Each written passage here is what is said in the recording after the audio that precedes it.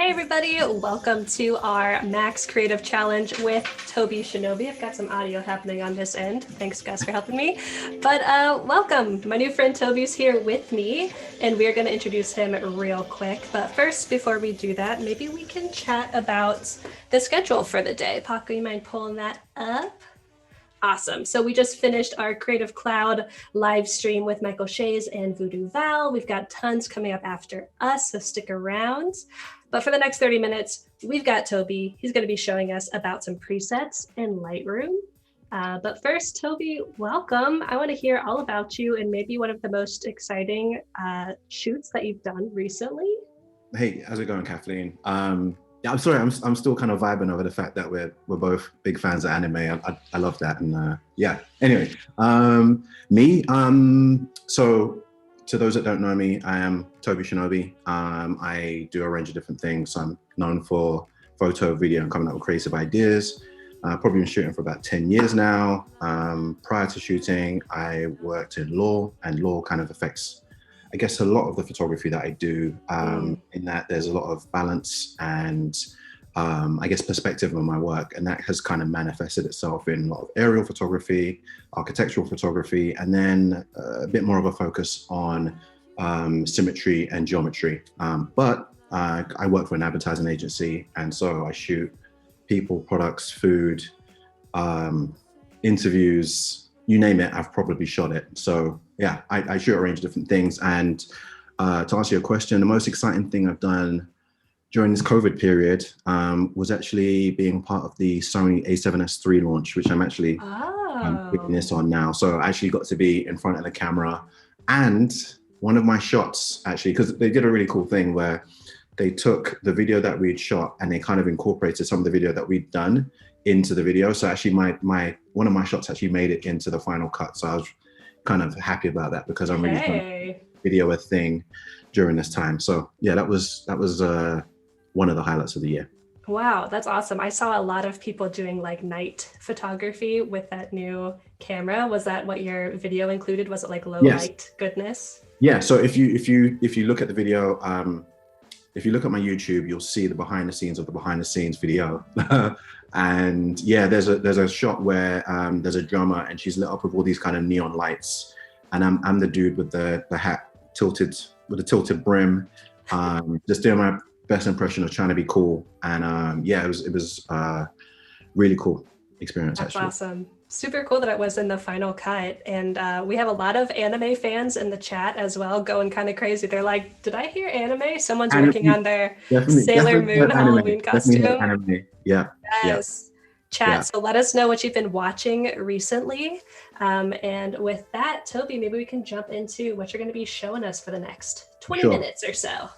For sure. I will, again, just to kind of manage expectations, there is an article online which links to this, an Adobe Create article, which if we have to rush through this because we do have limited time, if any of this is going too fast, I apologize for that, but the article will fill in any blanks or anything like that. So I'll do my best to kind of just lay an outline, and we won't do a shot-for-shot remake of the shot that's online, but I'll teach you some ways and some tips and tricks as to how you can really add a bit of pop and pizzazz to your headshots. So without any further delay, let's crack on. So one of the first things I would do with an image like this, and I should say, this image is actually shot on a Samsung Galaxy S10, I believe. This is a shot of my good friend Jada. Thank you. Yeah, so this was shot on the Samsung Galaxy S10. And, you know, you can really, I mean, phones are obviously getting much better these days, but you can really pull out a lot of detail out of some of these phones. The first thing I would do with an image like this is just make sure that I'm not editing anything extra. You know, let's crop down and avoid any distraction. So we know that a lot of our work ends up on Instagram. So let's go straight for a 4x5. We click on here, do this, and we'll just line this up a little bit and pull it into where it needs to be. If you hit O, you can change to different overlays on the crop and just really line it up to where it looks good. I think there looks decent. And although I focus on symmetry, the fact that this is slightly off center isn't going to give me any sort of obsessive compulsive triggers or anything like that. I'm going to keep it moving. So the reason why I've done this is you can probably see to the left here, there's a little bit of a distraction, and I just want it to focus really on the subject here, which is obviously clearly Jada. So let's move this a touch to the left and make the most of this, just line it up. And I think that's good. We'll hit return, and we're already looking a little bit better. We can take the healing brush and let's just do heal here. We will, this one, increase the size of that by hitting the square bracket. We'll click once there and then hit shift, come down here, click again, and it does a straight line. That's something I found out a little while back, and I really like that. So if you ever need to do straight lines, you click somewhere, and then press shift and go there, and then it will create another one. Just Control Z to get rid of that. So we've got rid of that distracting element here. We have another one here. Don't need to do a straight line this time. Hit the square right bracket, which is just above the return, and just get rid of that and get rid of some of these distractions, just because we want the main focal point. Awesome. Do you find yourself doing a lot of retouching in your photos like this kind where you're getting rid of distractions, or do you ever just kind of let it be what it is?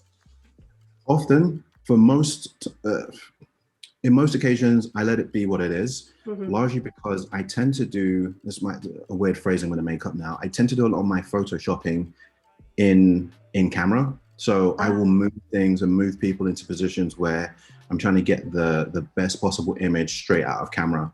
Having worked in an agency for a while, the term "do it in post" is they're like forbidden words. And so even before I worked in an agency, I was very much about trying to get the best raw ingredients out of the camera. And you'll probably hear me use a lot of food analogies to describe my work. But yeah, for most part, I like to do things straight out of camera. And yeah, just wanted to show you that this is one of the options available to you, just because we really want to make Jada, or whoever the subject is, the main focus of this. So we're done with that. And then let's move down to the treatment section, which consists of the tone and presence. So exposure, a lot of smartphones tend to overexpose images because for most people, for the general public, people will see an image and think of an underexposed image as being incorrect and wrong, whereas one that's slightly overexposed seems more right to them. And that's just one thing that a lot of camera manufacturers will do. But to get richer tones, I tend to kind of underexpose things to get richer colors from them. So I'm gonna bring this down and bring back some of the drama. So to me, this automatically looks better. And then what I'm gonna do is, let's take the shadows down a touch, just give it a little bit more drama. And then I think blacks, we'll do this. And this is just really subtle edits. The thing with me, again, time for another food analogy, I like these raw ingredients, and then I kind of consider stuff like the presence tools, so like clarity, contrast, kind of like salt and seasoning, right? You want to kind of add little sprinklings here and there. You don't want to go too much. And saturation is kind of like sugar. Saturation, vibrance, those kind of things are like sugar. You don't want to make it too sweet. You just want to add little bits here and there just to give just to enhance it a little bit in a sophisticated way. Right. So we've done that. We can reduce the texture. Now, Jada actually has very decent skin. I'm gonna hit Command plus to zoom in, and you see, sorry, let me come out of this for a second. Jada has decent skin, so we don't have to worry too much about doing texture. But if we go to the left, it's very easy to over smooth smartphone images, and they often add a lot of smoothing in anyway. So I tend to use raw photos when I shoot in smartphones, and I think Annie asked questions about like how to get really good quality shots from your smartphone. Shoot where you can in raw settings, and just use the regular basic good photography technique. So good lighting is always going to improve your photography. and planning shots is always good as well. So I think this photo, I'm just going to zoom out for a second. I do apologize if I'm speeding through this, but I want to make sure that we get all of this done. This photo, I think, is made by the fact of the composition and the colors that we've used. We've got nice geometry in the background. There's a little bit of texture in the background, but then that is kind of juxtaposed or balanced against the curvature of the texture in her hair, the softness in her skin, the softness in her expression. And then we have a bit of matching going on with the red in the background and the red in her sleeves. And then you have the purple, which kind of mixes that up. And then her skin tone is just a nice natural color, which just kind of adds a bit of difference. So you have separation in textures, you have separation in colors, you have separation in curves and the geometric lines. And all together, you have a nice balance, which kind of comes together to give you a real effervescent sense of senses, I guess. So you're stimulated in a number of different things. You kind of tick in a number of different boxes, and that's what I think makes for good photography. Again, another food analogy. When I like to eat my food, I like to have stuff which is quite crunchy, but at the same time, I like a variety of textures. So I'll literally have, you know, like tortillas with avocado, right? The tortillas are crunchy, but then the avocado, you know, is kind of soft, or you have salsa, or wherever it is you like to eat. I like that balance, and I look for that again in all aspects of my life, especially in my photography. So we have that. Making myself hungry now. Me too. Let's add some dehaze to the image. Now, dehaze was designed, as its name suggests, to remove haze from the image, right? So if you have a cityscape and there's a lot of fog, mist, or haze, you can use this to kind of remove that. But I found it's quite good because the algorithm it uses actually works in the midtones and gives a bit of contrast. So you can use it sometimes to give your images a bit of depth.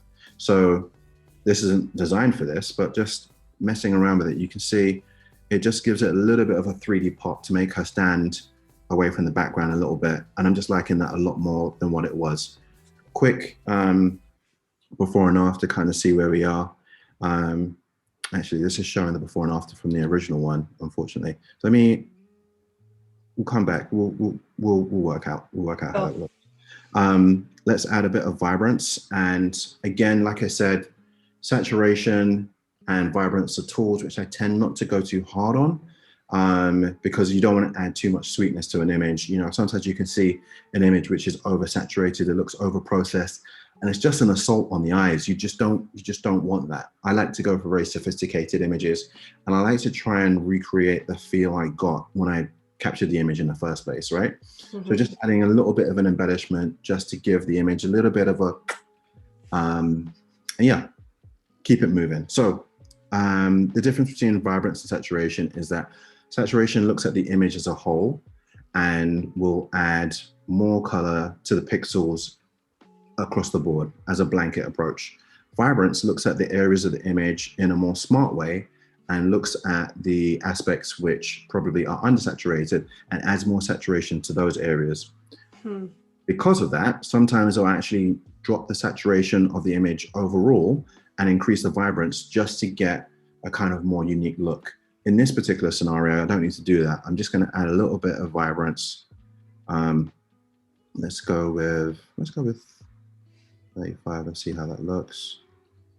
And yeah, I think we're getting there.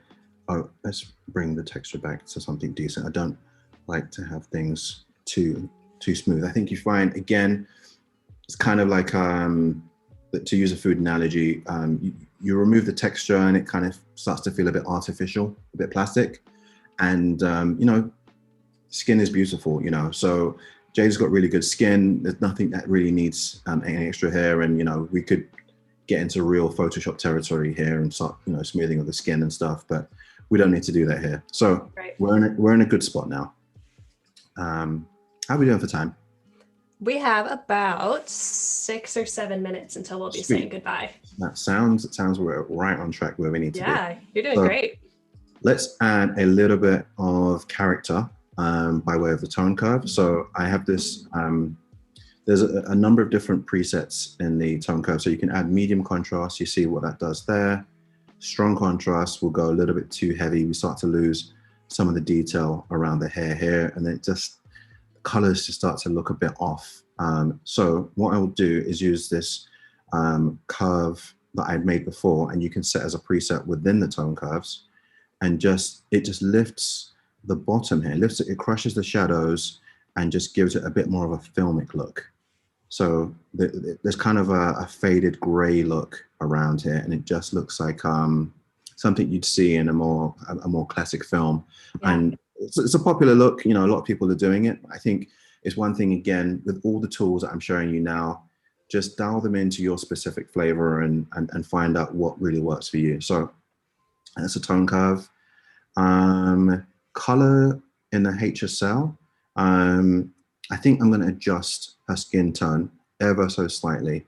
I'm just going to give it a bit of a boost. Now, a lot of skin tones tend to fall on the orange line, and I'll show you this now by using the targeted adjustment tool here. You click on that, it changes your mouse or your cursor to this, and you'll see the thing I like about this in Lightroom, this doesn't happen in Camera Raw, at least not in the latest version. When you hover over certain areas, it literally shows you what the color is. You may assume or be really good with your eye to be like, I know exactly what color that is, but there are times when your cursor will be landing over something which actually affects more than one color at once. And so here we can see it straightly on the orange, and what I want to do is add just a little bit of saturation. So I'm going to click on that area and go up. Just a touch. So let me turn it off, turn it on. It's a subtle difference. Mm-hmm. I just want to bring some richness back to her skin tone there. And I want to do the same with luminance. And again, you don't always have to use a targeted adjustment slider. You can just do it here. You know it's orange. So let's lift up. You can see the difference it makes. So very subtle. You don't need to do a lot with these to get a great effect. So that's HSL. We should have, what, 4 minutes left? Yep, you got it. Cool. All right. So this is going to differ ever so slightly from the article online. I just want to show you this because it's just got released yesterday, day before yesterday. I'm a big fan of this tool. And for those of you who are fans of split toning before, which is really great for adding a very unique look, Adobe has taken the time to kind of revolutionize or evolve the split toning tool. And it's kind of like split toning 2.0. You have color grading, which now, if you're a fan of Premiere Pro and Lumetri Panel, you used to have 3 circles which will represent shadows, midtones, and highlights. And so what we can do is add a little bit of color to the shadows. And what we're doing here is you can pick wherever you want to do which color and add that to the shadows. Ooh. Again, it's not something you want to do too heavily. We're just going to add a little bit of blue to the shadows, and I'm going to hit Shift, which locks us on the hue that we want, and then we can go up and down.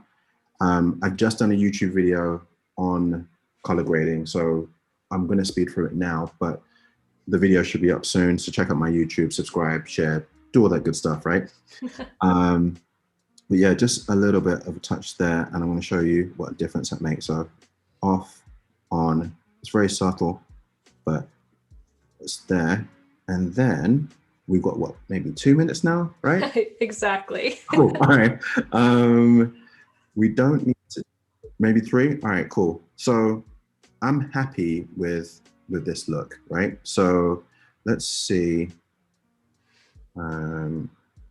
If I hit reset, that's what it looked like before. Command Z, that's what it looks like now. Reset, Command Z, right? Wow. This is decent for me. I'm happy with this. I would post this.